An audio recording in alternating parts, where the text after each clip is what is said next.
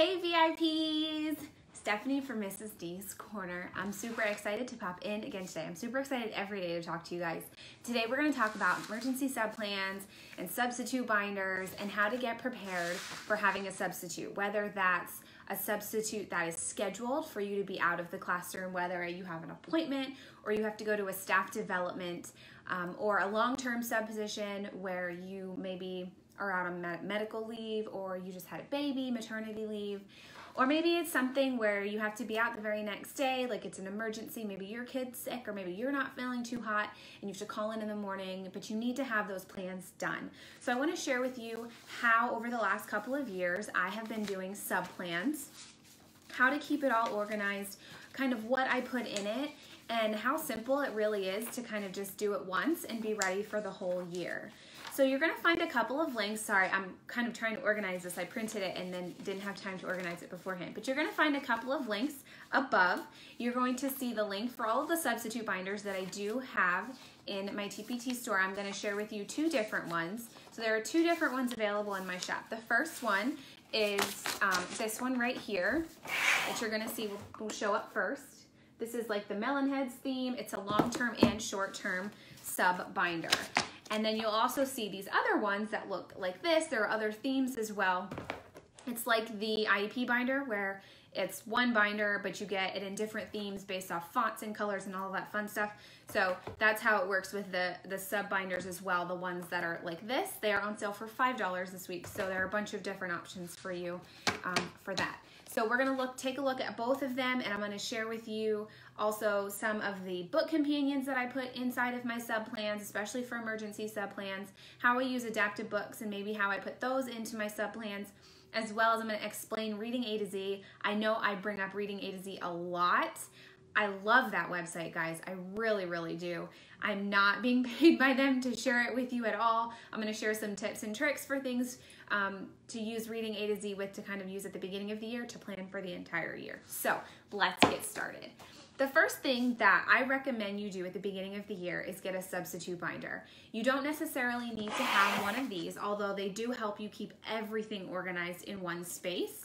Whether you want to do it in a binder, if you want to do one of the poly envelope folders, or just a regular folder, or you want to do it all digitally, or if you want to put it in like a tub or something. There are many different ways for you to keep all of your sub plans in one place. So figure out how you're going to do that and also how you're going to organize it. The way that I do it is in a substitute binder. So in addition to having a binder, this is the one that I've used the last couple of years, I also have an editable. It's just for my classroom, like I've not ever shared it, and it's just a Word document that I have my schedule in for my classroom, and I'll change out the date every time that I know that I'm gonna be out. It's not for emergency sub plans, but then I will put in like, okay, so tomorrow's Wednesday, Stephanie's gonna be leaving early, like I know she's leaving early, I'm gonna let the sub know. Things like that. It's something that I can go in quick in the morning or in the afternoon, and I can put in for the next day if I know I'm going to be out. That gives the sub an exact plan for the next day. For emergency sub plans, I do a much more generalized schedule, and I will include like, okay, Monday, Stephanie has speech. She has speech at this time. This is how it works. Tuesday, Stephanie has such and such. Stephanie leaves early on Wednesday, and then maybe Thursday, Stephanie's here all day, and Friday, she has a half day. However, my kids' schedules are in the classroom when they get pulled out for services, who's pulling what. So that schedule that I shared with you guys, I think it was 2 days ago, maybe 3 days ago, when we talked about scheduling,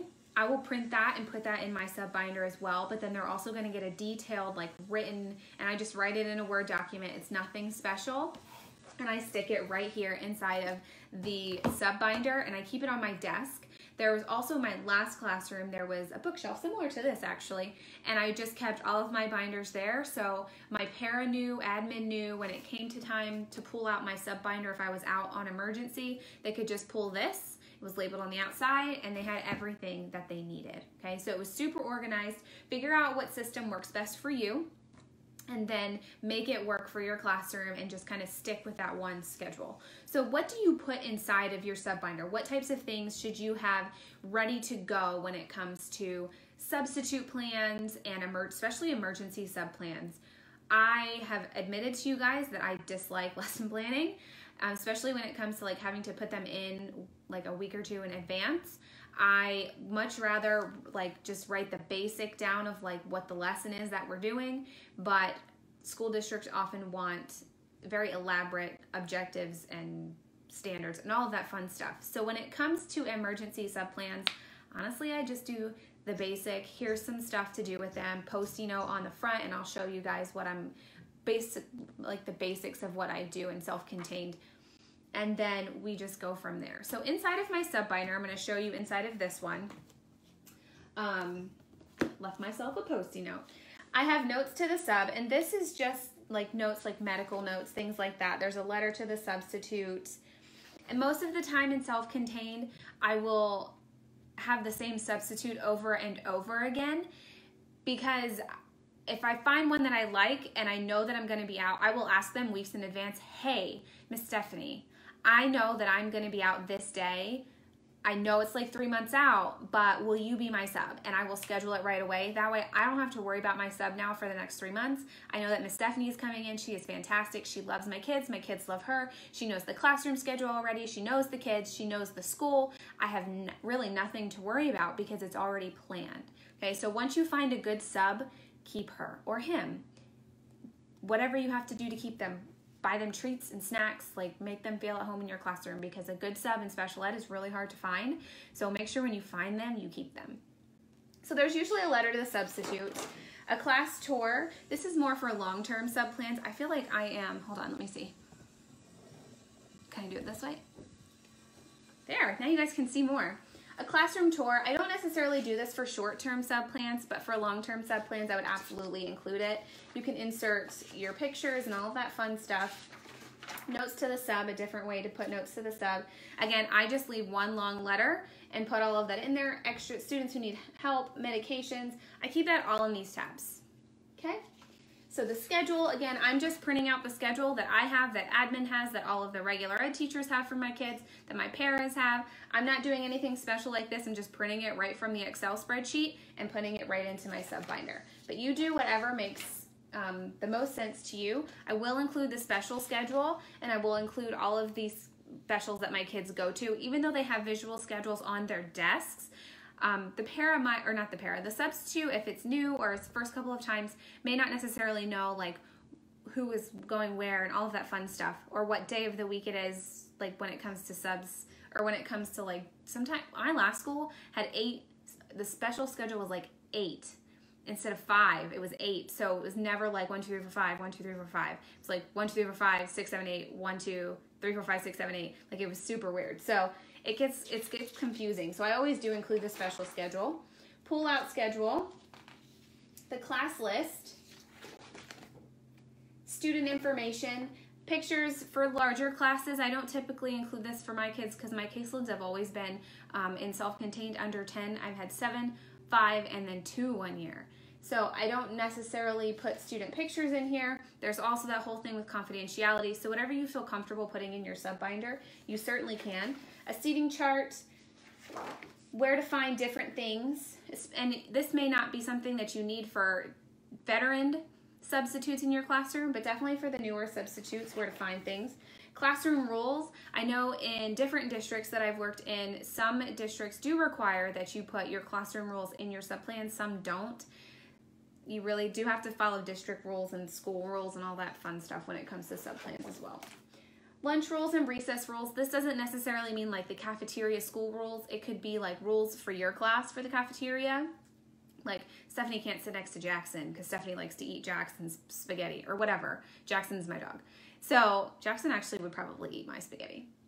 But you know what I mean. Like class specific rules for lunch and recess, all of that fun stuff. Especially for recess, you go out to recess with your kids.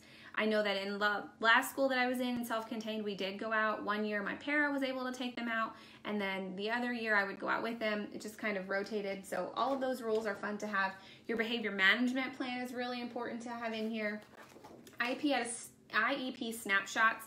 I don't necessarily include these in my sub binder because if my paras or if my substitutes wanted to learn more about my kids, they could just pull their binders off of the bookshelf behind my desk and read more about the kids. If they're going to be in my classroom a lot, that is definitely something I recommend that they do. Learn their IEP goals, learn their strengths and weaknesses, because I think that's really important.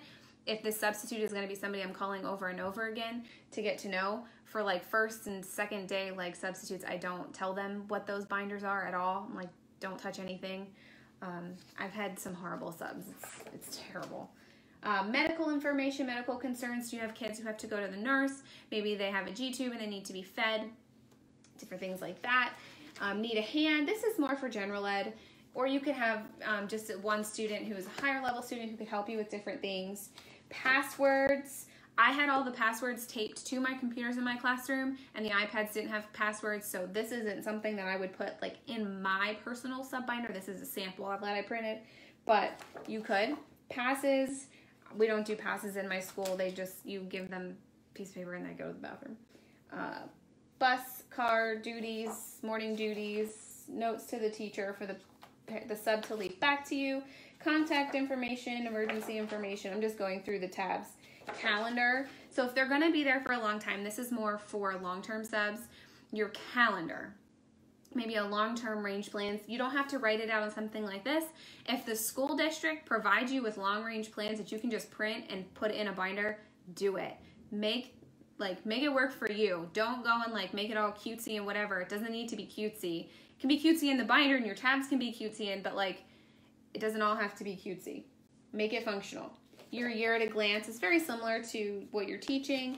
Maybe if you have to put your standards in here. Usually we have an entire other like 75-inch binder full of standards. It's super dramatic, but full of all the standards. So I wouldn't put them in my sub binder. If they wanted to read the standards, they could get on a computer, or they could pull the binder off the shelf.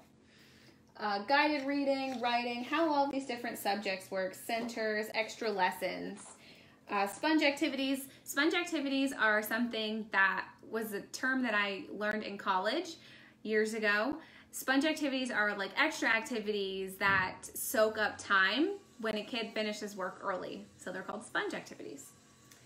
Other news, contact log. If they're there for a while, need to contact parents for them to keep track of it. Parent conferences, parent info, how things work, procedures, testing, assessments, grades, and copies. So there are quite a few different things.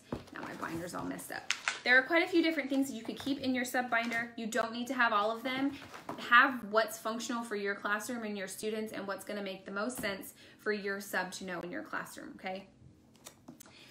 So when it comes to lesson planning now, that's what I keep all of my stuff in. I don't use all of those tabs again. That is my sample binder just to show you guys, but I will make one just for my classroom. So when it comes to planning the actual lessons, especially for emergency subplans, it's really hard to plan emergency subplans for a self-contained classroom when you have multiple grade levels. It's also really hard to plan for resource when you need a substitute, because you rely heavily on what they're doing in general ed, especially when it comes to emergency subplans. So what I'm going to share with you is pretty much what I do for emergency subplans. If I know that I'm going to be out, I will leave my lesson plans for the week. Whatever I have for that day is what the sub will do.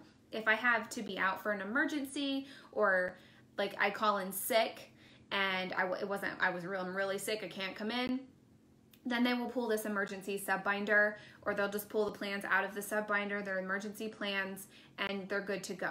So I know that they're great activities for my kids, and they're not necessarily what's on the lesson plan, but they are practicing the skills that my kids are working on in the classroom at this time. Does that make sense? So the first thing I usually include is a book companion. A book companion is something I created actually specifically for my life skills classroom, and it was something that I created that works great in my emergency subplans. So my love for the little old lady who swallows everything, her and I are like this, I promise you. I created book companions for each of those books. My first year in self-contained, I created those for the kids in my classroom. The second and third year that I was in self-contained, I used them in my emergency subplans, and I'll explain to you how I did that. So this is the one for old lady swallowed a book.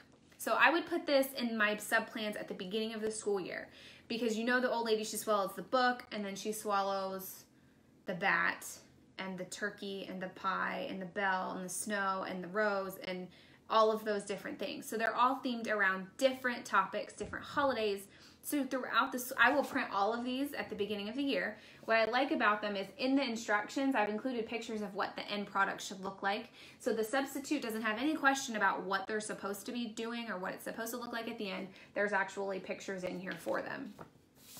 They have different activities, so they can read the story, cut and paste. I will probably put them in like a gallon baggie or in a folder inside of my sub binder, and I will just say, here's your reading language arts. Okay, read this book, pick a couple of these worksheets or activities to do with the kids. So there's sequencing worksheets in here, but there's also cut and paste activities. There's a dauber activity, which it did print. So it gives my kids different ways to sequence the book, learn the vocabulary of the book. There's also like a paper bag craft where they have to feed the old lady, which you could read it once and then have the kids feed her. And then there's also this baggy one that kids can take home. So you just cut the old lady out, cut her body in half, and then staple her top half and her bottom half to the baggie and keep all the cards inside the baggie. It's super cute. And they can retell the story to their parents when they take it home. There's also this Velcro activity, which they could also cut and paste. So there are multiple activities in here that will span my entire ELA time block for my emergency sub-plans. I'm picking activities that I know my students can handle that I know my students can handle when it comes to me being out of the classroom, because they're already gonna be a little off because I'm not there, right? Or maybe a pair is out or whatever. They're already gonna be a little off because their day is already interrupted because they have a substitute, right? 2, I'm gonna pick activities that I know my substitute can do that aren't super detail-oriented or that they need to do a bunch of steps or anything like that. It's super easy. I have the copies already ready for them. I'll put the baggies in the folder, all the bags in the folder. All they have to do is read the story with the kids and do the activities. It spans the entire length of the ELA block, okay? So if you don't want to do book companions, you could switch it out. So if I don't end up being out at the beginning of the school year and it's coming to a point where, so first it's books and then I think she goes right into bats, right? She eats the bat in October, books in September, bat. So when it comes to a point where I'm like, oh man, I haven't been out yet, which is a good thing, but I need to use this book companion. I know it's a great lesson for my kids and it's fun for them. They really like it.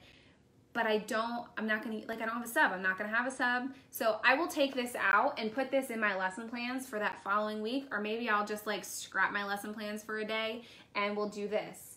And then I will take the old lady that swallowed a bat for October and stick that in my sub binder just in case I'm out. And then when it comes to November, I think She Swallowed the Turkey was new last year or 2 years ago. And then there's the old lady swallowed the pie for Thanksgiving. So I'll put the seasonal activities in there. The book might be one that I do keep in there all year just because you could use that any time of the year for school supplies and things like that. Another option, if you don't want to print and do the old lady, which you could, but you could have multiple activities in there, you can print adapted books.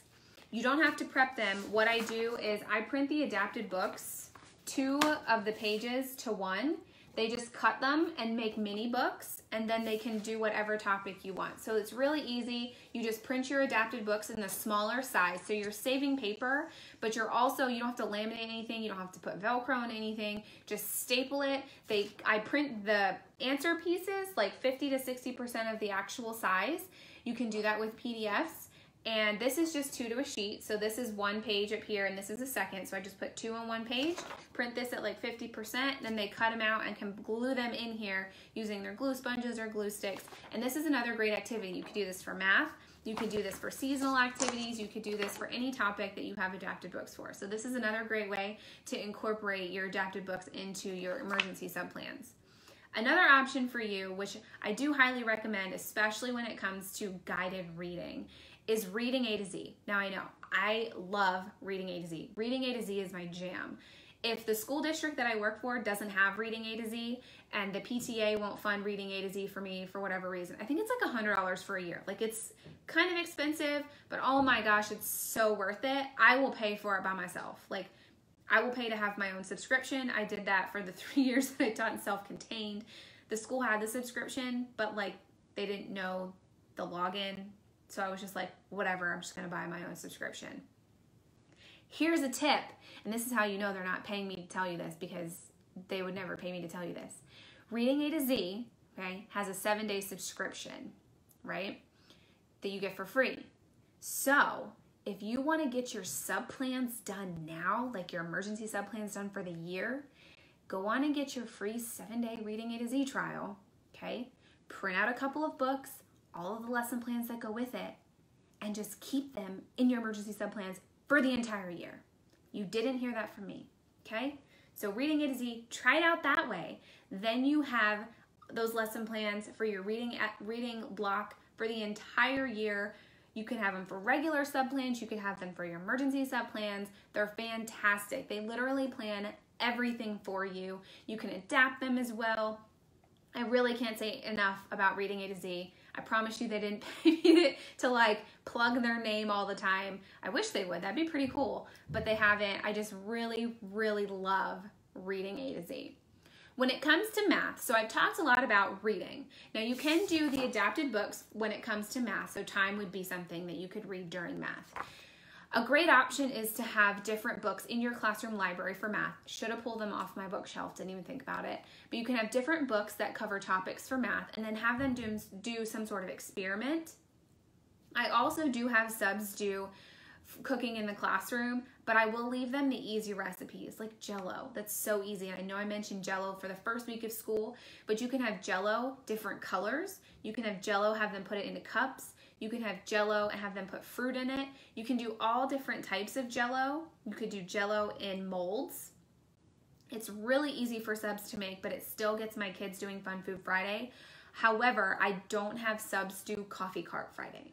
So if I'm gonna be out and it's an emergency, teachers know, like, I make that very aware. I'm rarely ever out on a Friday, but if I am, they don't have Coffee Cart Friday that day. They will do Fun Food Friday and they will do Fine Motor Friday, but they won't do Coffee Cart on Friday.